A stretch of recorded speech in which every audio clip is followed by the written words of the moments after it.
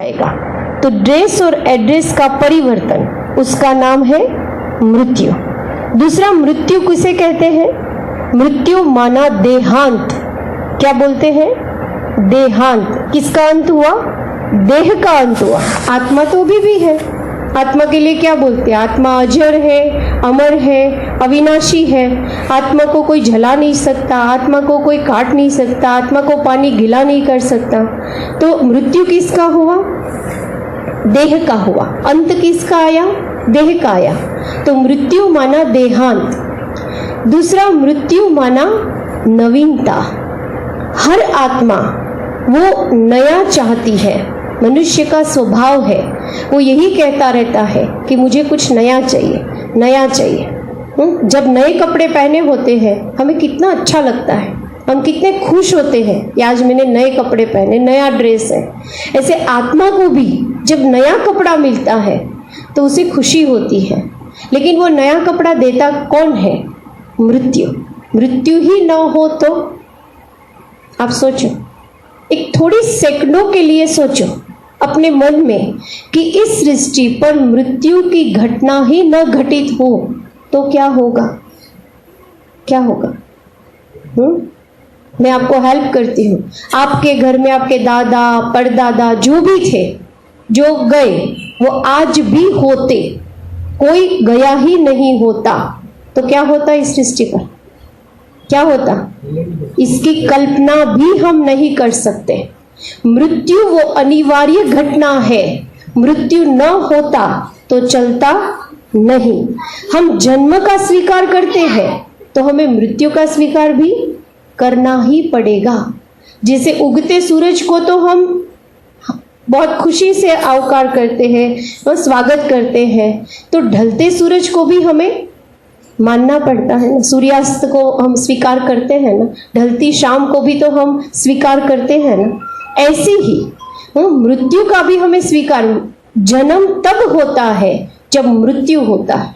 यहाँ जन्म है या मृत्यु है, जन्म है, ये दोनों पैरेलल चलता है।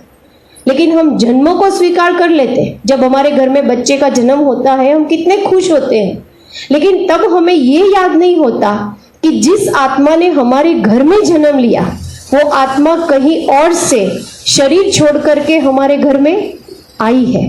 यहाँ खुशी का माहौल है, स्वागत है, और वहां जहां से वो आई वहां लोग दुखी है। तो मृत्यु है नवीनता। मृत्यु आत्मा को नया कुछ देती है, नया जीवन, नया परिवार, नया शरीर, नए रीति रिवाज, नया घर, सब कुछ उसे क्या मिलता है? नया। कौन देता है नया? मृत्यु। मृत्यु माना क्या है? अल्प विराम। हम समझते पूर्ण विराम, पूरा हो गया, सब खत्म, इसलिए रोते हैं। लेकिन मृत्यु वो पूर्ण विराम नहीं है। मृत्यु वो अल्प विराम है। 12-13 दिन के लिए आत्मा को छोटा सा आराम वो कब मिलता है? जब देह छोड़ती है। बाकी जैसे ही आत्मा देह में प्रवेश करती है चलना शुरू हो जाता है, बोलना शुरू हो जाए। छोटा बच्चा भी शांति से बैठता है? शांति से थोड़ी बैठता है। तो मृत्यु क्या करती है? थोड़ा सा आराम देती है। इसे अल्प विराम कहते हैं, पूर्ण विराम नहीं। दूसरा, मृत्यु माना जीवन का अंत नहीं। मृत्यु माना नए जीवन की शुरुआत। वो आत्मा जो हमें छोड़ के गई है, अभी उसकी नई जीवन यात्रा शुरू होगी। नई जीवन यात्रा शुरू होगी ना, इसलिए तो हम दिया जला देते हैं ताकि उसको आगे की यात्रा में कहीं अंधेरा ना आए, इसलिए जलाते हैं ना कई बार। तो मृत्यु वो क्या है? नए जीवन की शुरुआत। दूसरा, मृत्यु कहते हैं कायरों के गले लगती है, वीरों के गले लगती है और कायरों से दूर भागती है। आपने कई ऐसे लोग देखे होंगे जो आज भी मृत्यु को मांगते हैं, मौत मांगते हैं। हे भगवान हमें ले ले, हे भगवान हमें अभी बुला ले, अभी हमें जीना नहीं है। चाहे शरीर से कमजोर है, चाहे उसके पास धन नहीं है, किसी भी रीति से परेशान है, कोई सेवा करने वाला नहीं है, शरीर उसका इतना कमजोर हो गया है, इतना पैसा भी नहीं है कि कोई के साथ रह के सेवा कर ले उसकी। लेकिन ऐसे टाइम पर वो आत्मा मौत मांगती है। आपने कई ऐसे लोग देखे होंगे। और जब सालों से इसी अवस्था में कोई व्यक्ति हो जिसका मौत ना आता हो और बहुत तड़प रहा हो, दुखी हो, कोई सेवा करने वाला ना हो, बेड पे हो, वो अपने आप अपना कोई काम नहीं कर सकता हो, ऐसे टाइम पे जब आपको ये मैसेज मिले कि उसने शरीर छोड़ दिया, तो हमारे यहाँ तो ऐसा बोलते सुखी हुआ। क्या बोलते हैं? सुखी हुआ।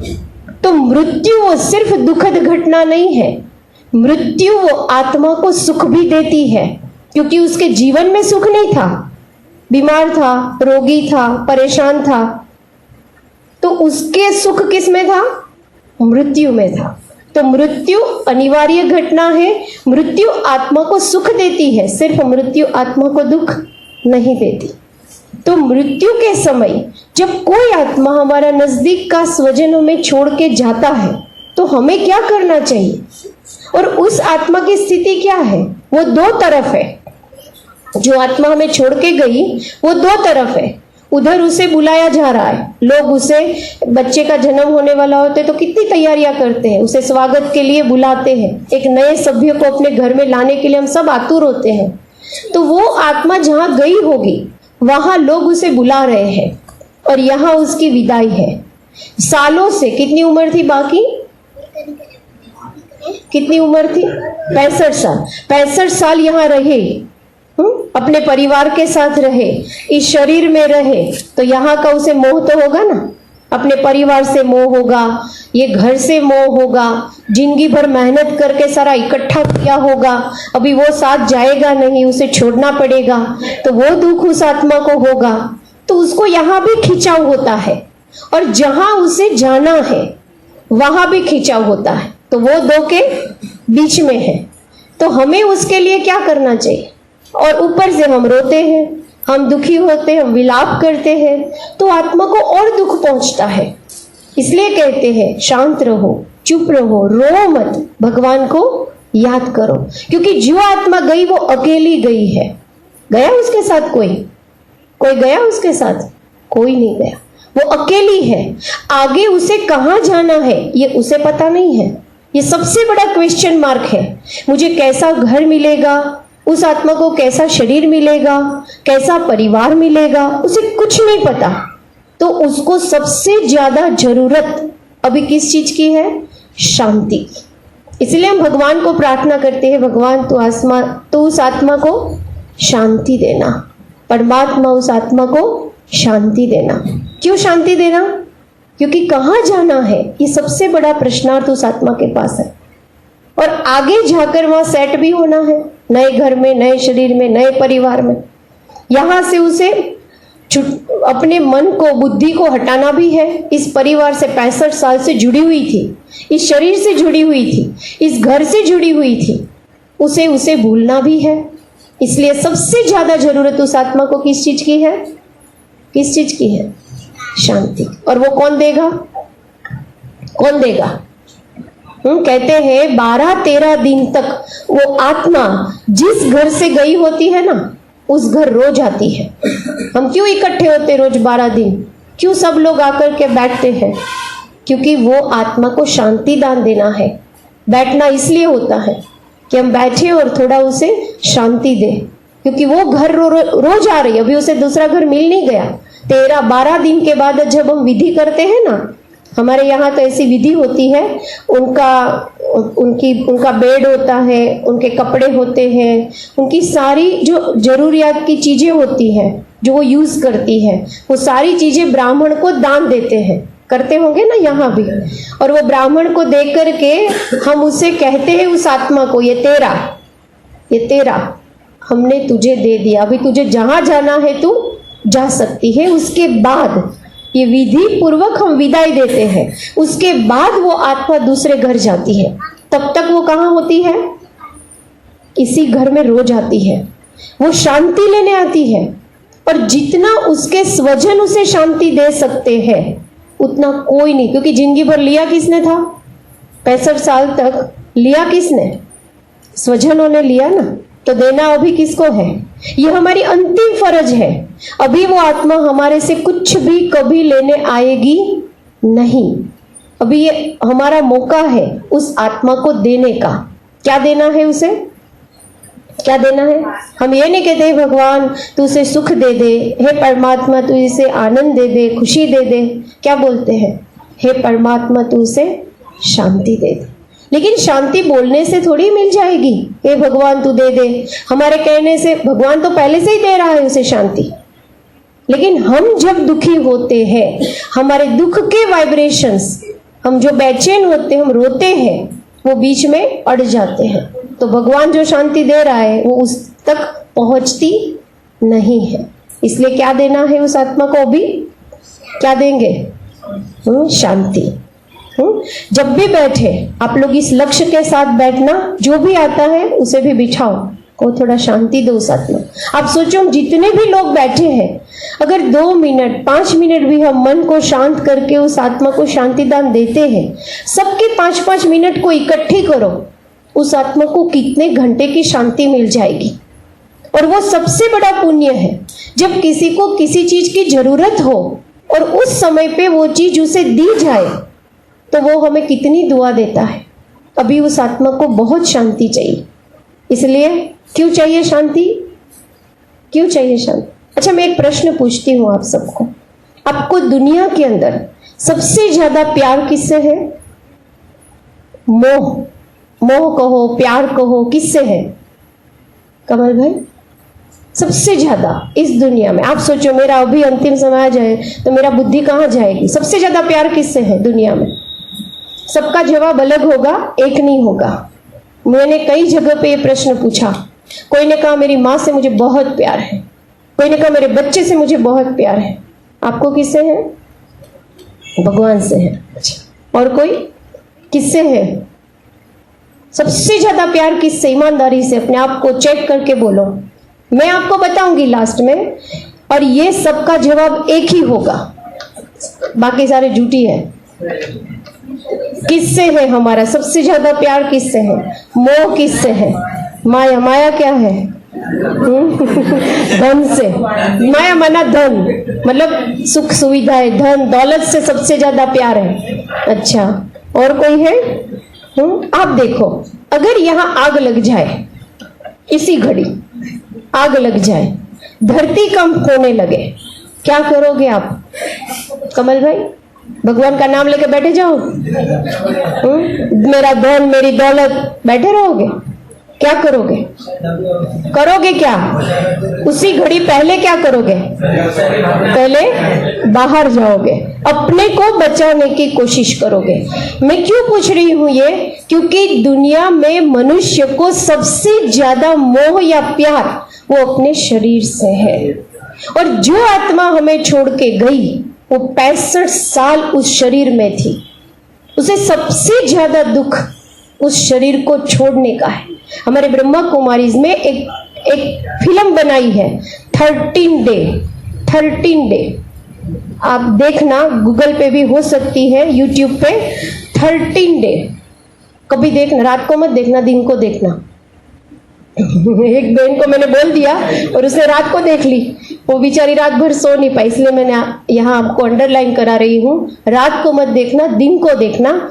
उसमें ये दिखाया है कि उस आत्मा ने उस शरीर को छोड़ दिया, फिर वो कोशिश करती है, क्योंकि इतने साल उस शरीर में थी ना, कि वो देखती है कि मेरी माँ रो रही है, मेरी पत्नी रो रही है, मेरे बच्चे रो रहे हैं, वो सब देख रही है। आत्मा सब देख सकती है, हम उस आत्मा को नहीं देख सकते, वो सब कुछ देख रही है। तो वो चाहती है कि देखो मेरे कारण ये सब इतने दुखी है, अब मैं ऐसा करती हूँ, मैं इसमें वापस चली जाती हूँ। किसमें? शरीर में। वो बहुत कोशिश करती है उस शरीर में वापस जाने की, लेकिन शरीर के साथ उस आत्मा के हिसाब पूरे हो गए। वो जाना चाहती है लेकिन जा नहीं सकती है। तो 65 साल जो आत्मा इस शरीर में थी, उसे इस शरीर से बहुत मोह था, उस संबंधों से बहुत मोह था, इस धन दौलत से बहुत मोह था। इन सबको उसे अभी क्या करना पड़ रहा है? क्या करना पड़ रहा है? छोड़ना पड़ रहा है।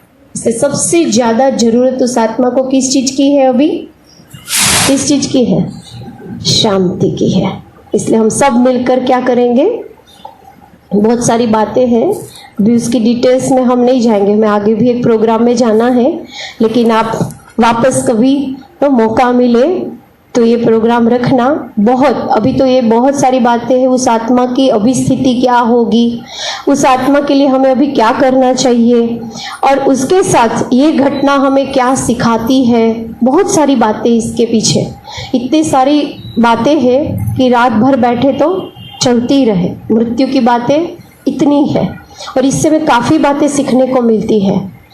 तो आप सब अभी वापस बैठ करके, लेकिन ध्यान से बैठना, दिल से बैठना, लक्ष्य के साथ बैठना कि हमें वो आत्मा बहुत पुण्यशाली है। मैं तो यही कहूंगी कि आज वो आत्मा इतनी पुण्यशाली है कि उसके नाम से हम बैठ करके कुछ अच्छी बातें सुन रहे हैं, उसका पुण्य वो आत्मा को जाएगा। और हम सब बैठ करके शांति से, ईमानदारी से अपने मन और बुद्धि को हटाकर उस आत्मा को शांति दान देंगे, एक अच्छा संकल्प करेंगे। क्या सोचेंगे अपने मन में, क्या सोचेंगे? वो आत्मा परमात्मा की छत्र छाया में है, परमात्मा के सानिध्य में है, परमात्मा की गोद में है, परमात्मा उसे बहुत शांति दे रहा है और वो आत्मा बहुत शांति की अनुभूति कर रही है। इसी संकल्प को लेकर हम सब एक साथ बैठकर उस आत्मा को शांति दान देंगे तो जरूर वो आत्मा आज के दिन, इस घड़ी, इस घर से बहुत शांति लेकर के आज जाएगी। इसलिए हम सब वापस अपने मन को, अपनी बुद्धि को चारों तरफ से हटा करके अपनी भ्रुकुटी के मध्य केंद्रित कर दे, अपनी आत्मा ज्योति को देखे, उस आत्मा ज्योति को अपने सामने लाए, परमात्मा परम ज्योति से शांति ले और उस आत्मा को दे। और यही सोचे वो आत्मा उस परमात्मा की छत्र छाया में बैठी है, परमात्मा के सानिध्य में है, परमात्मा की गोद में है, परमात्मा उस आत्मा को बहुत शांति दे रहा है। मैं भी परमात्मा से लेकर उस आत्मा को शांति दे रही हूँ। वो आत्मा बहुत शांति की अनुभूति कर रही है।